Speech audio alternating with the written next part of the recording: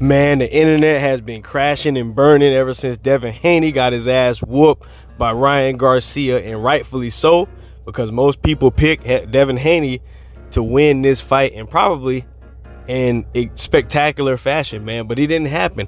Okay, Ryan Garcia got in there, shocked the world, and a lot of people are now starting to ask the question, or better yet, a lot of them are making a statement that Devin Haney should get rid of his father as trainer and bring in somebody who's actually a true professional.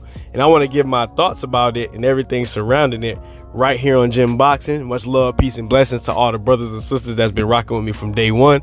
Really appreciate y'all for checking into the video. This your boy Get a Mic, and we back in here with another video real quick. Now, in today's video, I want to talk about Devin Haney and whether or not he should keep his father as trainer. Okay, a lot of people have been roasting. Okay, there's been a lot of racial remarks, a lot of stuff surrounding Devin Haney, and a lot of people have just been giving him, in certain instances, you know, the backlash that they probably deserve. Okay, we understand that, you know, Ryan Garcia missed weight. And there was a lot of, you know, people talking about whether or not that's going to matter. Some people said it wasn't going to matter. At the end of the day, whether or not that extra pounds made a difference or not, Devin Haney did not fight anywhere near what he should have been skill set in that fight. He didn't nearly make enough adjustments in that fight to really get anything accomplished. And it begs the question, does his trainer, you know, does he hold some of the blame for that? Now, most people would say, you know, Devin Haney just got his ass whooped, right? He was the better fighter. I mean, Ryan Garcia was the better fighter, excuse me, on the night. Devin Haney just didn't get the job done. He didn't do what he was supposed to do.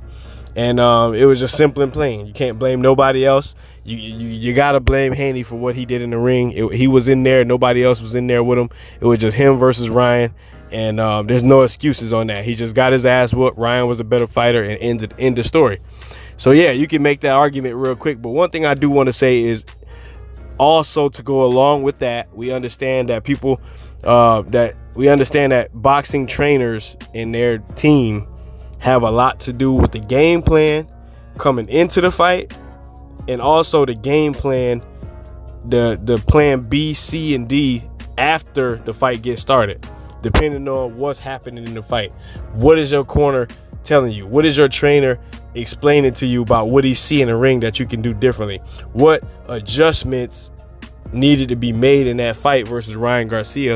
And in my personal opinion, just like the Lomachenko fight, there wasn't much of an adjustment when things got tough. And in my personal opinion, that a lot of times does fall on the trainer. We've seen guys like Terrence Crawford make adjustments. Okay, he'll go into the fight one way, he'll see what he can see, he'll make the change, right? We've seen guys like Floyd Mayweather. He'll get in the ring, you know, even when he had his uncle as trainer, and also when Floyd Sr. was his trainer. They'll get in the ring, they'll do their thing, they do what they're supposed to do. They find out what the other guy's doing and what mistakes we're making. They make the adjustment, win the fight. I did not see that in this fight versus Ryan Garcia, and it begs the question, does Bill Haney need to step down as trainer and let somebody who's more seasoned, someone who's been doing it for longer, somebody that's well renowned, to come in and take his son to the next level? Okay, it's just like race cars. All right, you start off in first gear, you switch to second gear. I mean, at some point you got to shift gears, fam. And we know his trainer been rocking with him. We know with Devin Haney coming up in the ranks, and you know he's worked with worked with Floyd Sr. and other guys that's, you know, higher up in the ranks. But to have as your trainer while you're switching gears in your career, because we know he's been a young man all of this time. We know Devin Haney, he's shown a lot as a prospect. He's coming up through the ranks. He's become world champion. He's become undisputed.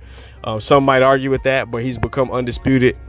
And at some point in time, and a lot of people would rather you do this before you lose, but sometimes it takes guys to get their ass whooped to realize, hey man, I gotta shift in the second, man. I gotta shift in the third.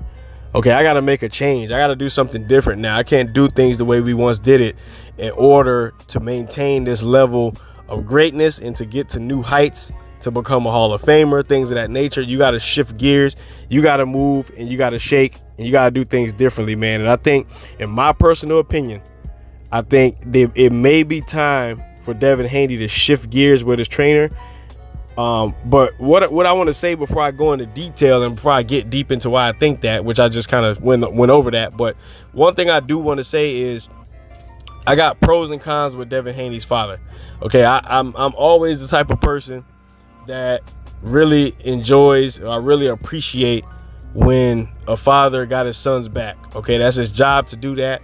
A lot of people, up and coming, most people, especially in our community, amongst the brothers and sisters, a lot of times we don't have our fathers. A lot of times people don't know their father.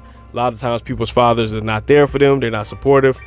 But when you see a brother that's supporting his son in every way imaginable, got his back on all sides of things, you gotta respect that. So that's one thing I'll say, is that I do respect Devin Haney, his father, for what he's doing for his son. So we can't leave that out.